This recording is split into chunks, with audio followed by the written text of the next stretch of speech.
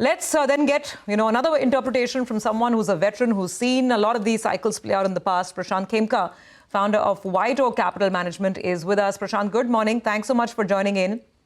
A trade war, a real war, localized conflicts, and now direct US bombers in Iran. Who would have thought that you throw all of this at the market and yet it turns out to be so very resilient?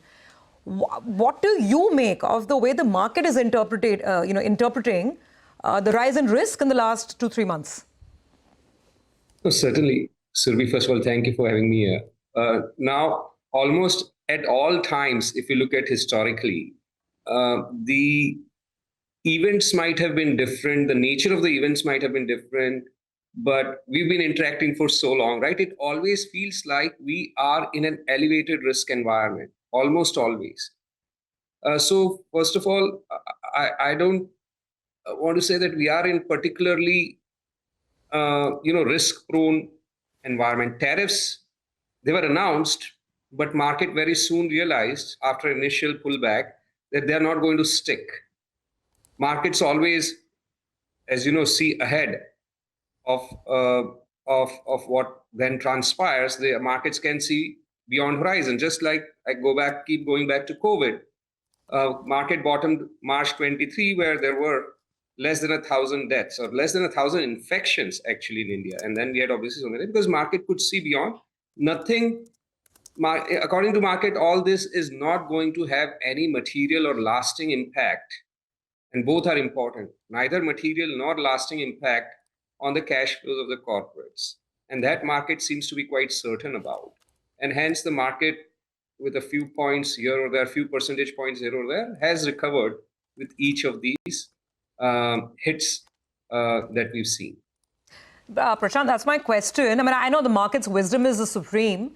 In my 20-year reporting career, the only time I can think the markets maybe got it wrong, couldn't, forecast the future accurately, maybe it was a global financial crisis, right? Markets kept rallying. They had no clue the kind of storm that was, waiting on the other side. But in the present environment, would you go with the market's wisdom that whether it's the trade war or tariffs or geopolitics, to borrow Prashant's phrase, Teflon coated, and that's the way to be?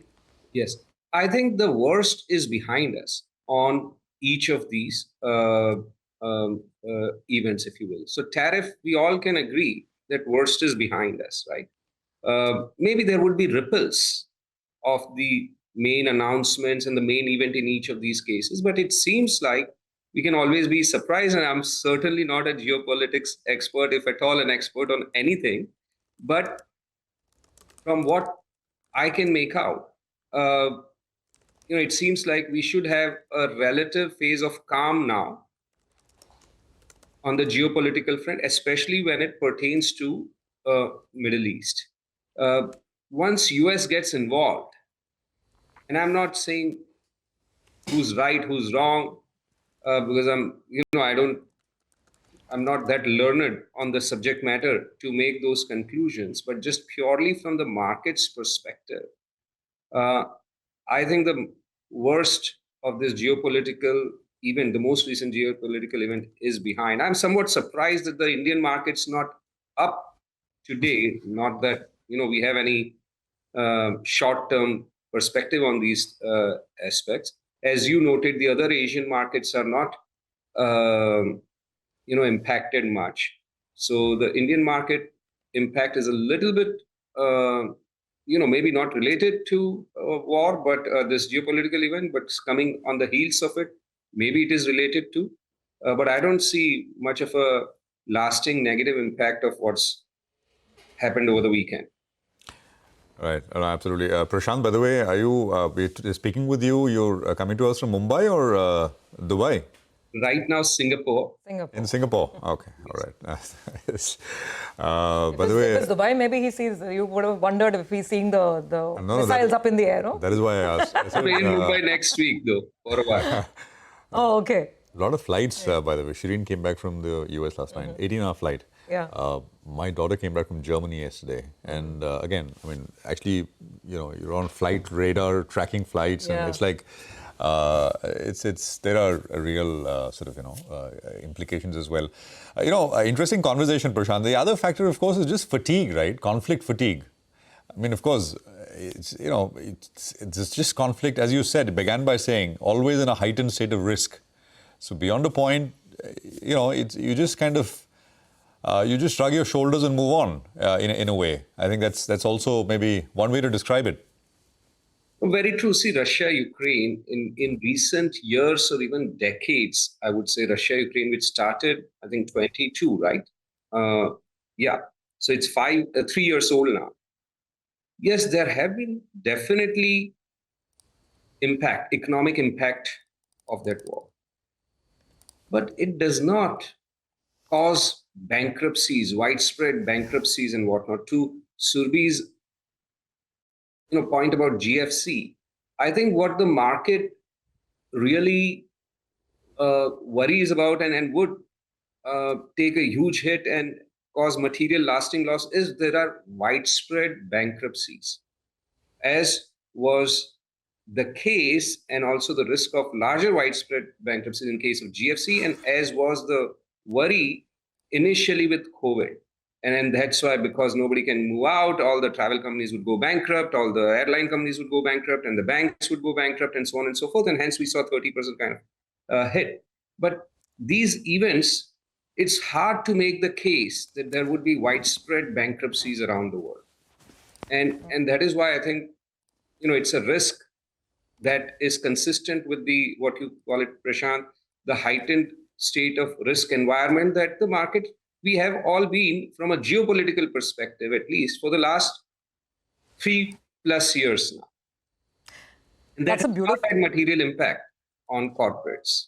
Prashant, I just want to compliment you. I think that's a beautiful point and so well put. Sometimes you forget this. And you're right, because with whatever is happening, there is no bankruptcy or a financial systemic collapse, which is what caused 2008, right? Yeah. And it reminds us once again that for markets, at the end of the day, I mean, as you can argue it's inhuman, sounds a little brutal, but at the end of the day, it boils down to profit, whether it's there or it's not there. So I just wanted to compliment you on a point well made. Nigel. Thank you.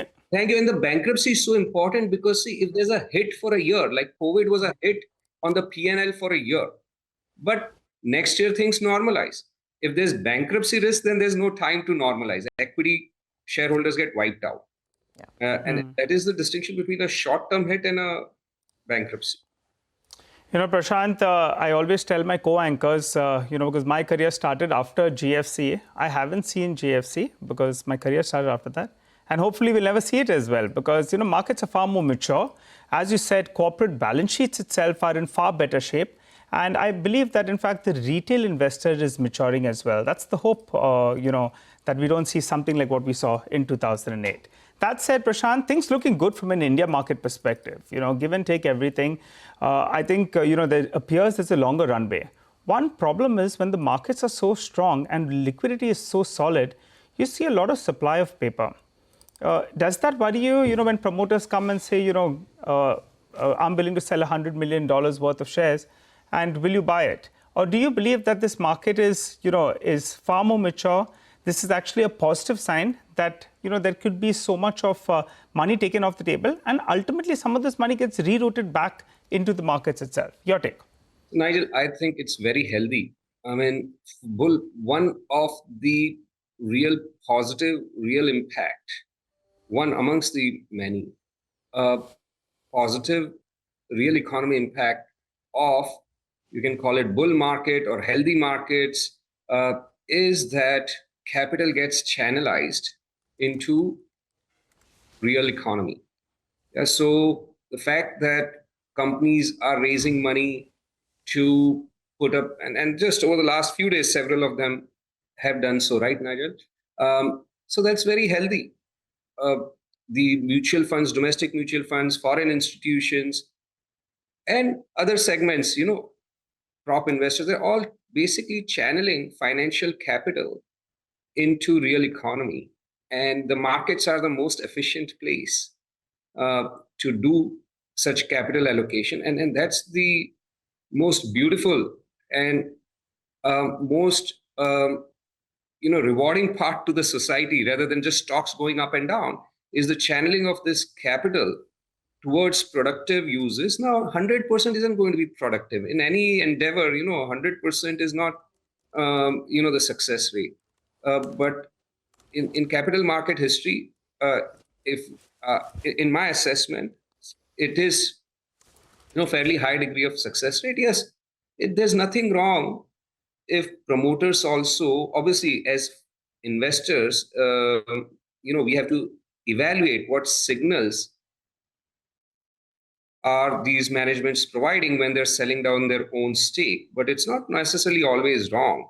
Many a times, these promoters have 100% of their net worth linked to the company, and it may be prudent to take some off for the sake of family or for other purposes. So each case has to be analyzed differently, but the overall fundraising for corporate purposes is very healthy, and for individual purposes also. And for both purposes, you have to evaluate case by case. On the whole, I think of it as a healthy phenomenon. So then, Prashant, it gets us back to the basic question. Now, we've discussed enough why the market is not falling and why we don't need to worry too much. So then let's round it off with the usual question. We come back to the argument of valuations here in India. Which pockets still look okay to you? In the past, when we spoke on earlier shows, including on Market Cafe, you were looking at some pockets of mid-cap pharma, some mid-cap IT. Of course, you've been liking internet stocks. So still sticking with those themes. Anything new? New ideas? Well, I'd say yes. All those are still places, areas, and they structurally tend to be areas where we find good investment opportunities, financials, and in financials, particularly, larger caps amongst banks, but there are a lot of NBFCs where mid and small cap opportunities are there. Healthcare across board, but more particularly mid and small caps. IT services, more particularly mid and small caps. Industrials, selectively. Consumer in consumption, mid and small caps.